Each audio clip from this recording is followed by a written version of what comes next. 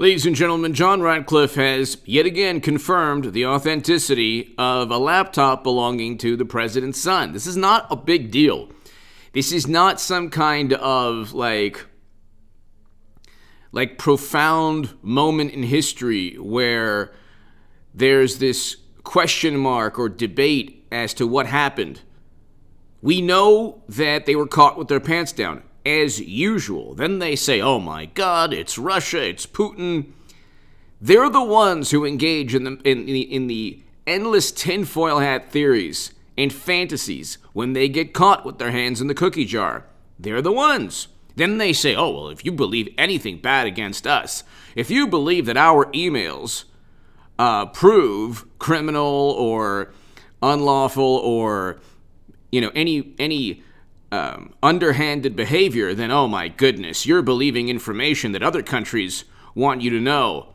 Or you're just making things up. We couldn't talk about, to the lead up until, past November of last year, certainly not before November, the New York Post ran a story. Numerous stories. They broke the Hunter laptop story. They broke the story of incriminating emails. I give 10% to the big man, which is basically Hunter saying that he gives a percentage of all his earnings to you-know-who, our beloved President Biden. Now, if the reverse were true, if it was Eric Trump or Donald Trump Jr., and they wrote, we give 10% to the president, it would be never-ending hysteria. If they had emails from foreign business leaders saying, thanks for introducing us to the president, you would never hear the end of it. You would never hear if they lost a laptop. I mean, Jimmy Kimmel just fawned all over Hunter Biden. Jimmy Kimmel is basically working for the Democratic Party. Why doesn't he just simply say, look, I'm the new Democratic National Committee chairman, and that's it, and I masquerade as a comedian? Because Johnny Carson never did this. Arsenio Hall never did this. Jay Leno never did this. Letterman got a little bit political, but he was never really an extension of any political party. I mean, he got a little political, but these are late night talk show hosts going to bat and propping up the Democratic Party. I mean, it's unbelievable. But here, John Ratcliffe, first of all throughout the last 5-6 months, when Ratcliffe was the director of national intelligence, he stated, this has nothing to do with Putin or Russia. He simply just lost a laptop. He left a laptop full of incriminating data in the mail, where one of their business associates, right before November of last year, was interviewed saying, Biden was our beloved president, it was a part of pay-to-play schemes where his son brokered deals. It's in the actual emails themselves. His son brokered deals, met with people from Ukraine and other countries. And it's not nepotism. It's trading, it's utilizing the office of the vice presidency. So when Marie Yovanovitch, one of the impeachment witnesses, they impeached Trump on what the United States government is doing now. The federal government is investigating Hunter Biden for his taxes and a whole bunch of other issues, according to Politico. Not just taxes, a whole bunch of other issues. So that's the federal government investigating the vice president's son. They impeached Trump for having the audacity to want to investigate Biden based on the same reasoning. Okay? So the Politico article talking about Hunter Biden talked about a whole bunch of things, not just his taxes. They're investigating a whole bunch of things. The federal government is. They impeached Trump for questioning whether Biden should be investigated. We already had Biden saying, oh yeah, you know what, I forced out a prosecutor in another country. That's not part of U.S. foreign policy. But here, hit subscribe to this channel right now. John Ratcliffe says law enforcement knows It really is Hunter Biden's laptop, not Russian disinformation. Washington Examiner, Jerry Dunleavy, Justice Department reporter, April 11, 2021. Former President Donald Trump's top spy chief claims law enforcement knows the laptop reportedly belonging to Hunter Biden is indeed the laptop of President Joe Biden's son, blasting the former intelligence officials, politicians, and members of the media who suggest the laptop story was Russian disinformation operation. What they did, see, Democrats, I have to give it up to them. They're very good in this era of it's actually instant information. It's not instant knowledge. So you can actually suppress, believe it or not, you can suppress the most consequential, like the biggest story in the lead up to a presidential race. You can suppress that story in this day and age if you have every single major publication push a lie.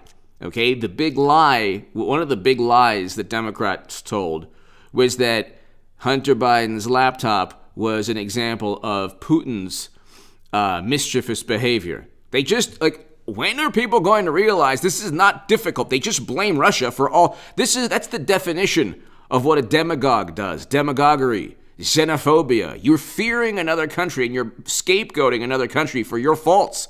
And this is what Democrats do. And they're in utter disbelief. They just cannot accept the reality that they've actually done a lot more in terms of potential criminal behavior and in terms of misdeeds and corruption. They can't fathom it because they're all saying the same thing. When they see a great many Democratic voters, morally superior, apoplectic, morally superior liberal Democrats, wonderful people, when they get caught with their pants and, oh my goodness, I know how that feels. When they get caught with their pants down, what they do is they say, okay, everyone say the same thing. This will overshadow the reality that we were caught. So you have emails that will eventually, I believe, the Republicans will take over the House in 2022. That's just history right there. And they'll impeach Biden. Eventually, they'll impeach Biden. Because what Democrats did with impeachment is they made it just a public relations stunt, okay? The tragedy that took place at the Capitol wasn't Trump's fault. Legally, it wasn't Trump's fault. So they impeached him, saying it was directly his fault, even though the Attorney General of D.C. and the Mayor of D.C. never went after him in a court of law. Then they impeached Trump without any direct evidence that he withheld military assistance when even Ukraine's President Zelensky, stated that he was never pressured. Now, you see Democrats are hypocrites on so many fronts. Look at, in terms of foreign policy, are they defending Ukraine now? Look what's taking place between Ukraine and Russia. They're Biden's almost virtually silent. He might have said a couple of things here and there, but he's not doing anything militarily. And then you see what's happening at the border. A tragedy, a horrendous crisis with cages, same facilities, same things taking place, but even worse. The facilities are running at well over capacity. In many cases, it's like a human. It's a humanitarian crisis that Biden and Democrats are presiding over. But again, there's no moral outrage. When they ratchet up the emotion and they show this moral outrage when it's Trump, and it's complete radio silence when they're at the helm, when they're running the country, it just shows you how hypocritical they are. I mean, they run on public relations. Democrats run on public relations. To a great extent, Republicans, the early 2000s Republicans did as well. They took advantage of a tremendous, the worst day in American history. And they had Democrats along with them. Bush, Cheney, and Rumsfeld couldn't get away with what they did without Hillary Clinton and John Kerry and Joe Biden. They're two sides of the same coin. That's why you have the Bush-era Republicans and the Lincoln Project, who are completely disgraced now, going to bat for the Democratic Party, the two sides of the same coin. But you hear, last week, Hunter Biden falsely claimed the intelligence community publicly concluded that laptop saga is Russian disinformation. The Director of National Intelligence, as always, so there's the truth, there's what Republicans who run intelligence agencies say, and then there's what Democrats who run intelligence agencies say, and then there's the truth. It just so happens that John Ratcliffe is telling the truth. There's no Russian disinformation. The laptop owner, the laptop itself, Hunter Biden's like coy kind of, nonchalant response. Well, it could be mine. I don't know. I lost track of things. And they're trying to make him like, it would be different if he overcame his demons. You have no clue if this man, like nobody has any clue if this man is still an addict, if he still has substance issues, if he still has narcotics in his system. Like 2 to 3 years ago, he got into an argument with his girlfriend, and his girlfriend threw his firearm into a dumpster. And they lost it, and it was a block away from a school. So you're talking about a complete train wreck of a person. And the way they coddle, like, you're kind of seeing, we always knew media was like an extension of the Democratic Party. It's an extension of one political party. We knew that. But now there's no debate. Like, what on earth is Jimmy Kimmel doing interviewing Hunter Biden? Could you imagine if he interviewed Eric Trump or Donald Trump Jr. or Ivanka Trump or Jared Kushner after they left a laptop and the whole world saw them in compromising situations of their own making, in videos and photos? I mean, if Eric Trump was in the same photos, if they what was it with the smoking Parmesan cheese?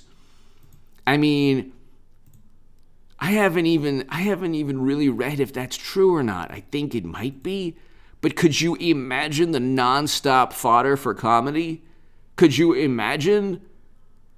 And it's like if you don't have, and you still had 74 million Americans vote for President Trump. And you had 92% negative media coverage, more than 92%, but by one study is 92% negative media coverage against Trump. He was never given a fair chance on anything. Everything was hysterical coverage. Now the White House press corps has been like completely muted and stripped of any ability to condemn and judge and pontificate. You have a worse situation now. What's taking place on many levels is worse. Biden is objectively worse than President Trump. You just have media that's different. You have media that gives the image that, oh, well, things are normal now. Things are more calm. Well, they're calmer. They're the ones who aren't going into this hysterical rage and frenzy. Give me your thoughts below. Hit subscribe right now.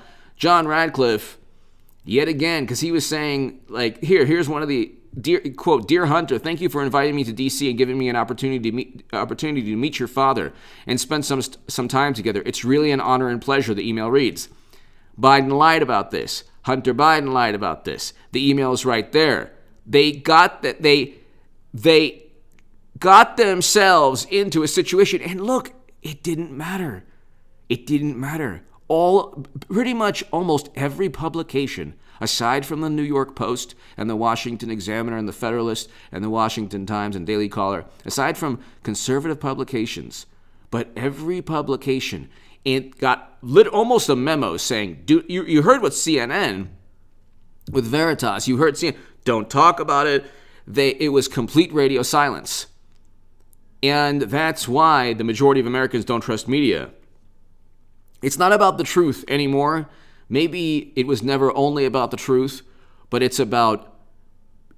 media is always about groupthink, always. And we saw that with the lead up to Bush, Cheney, and Rumsfeld's foreign policies. But it's not just about groupthink now. It's about propping up one political side. And I gotta tell you, they're pretty successful. And that's something that President Trump has to that's something that President Trump has to address. Give me your thoughts below. Hit subscribe right now. I'll be back in a couple of hours. Thank you.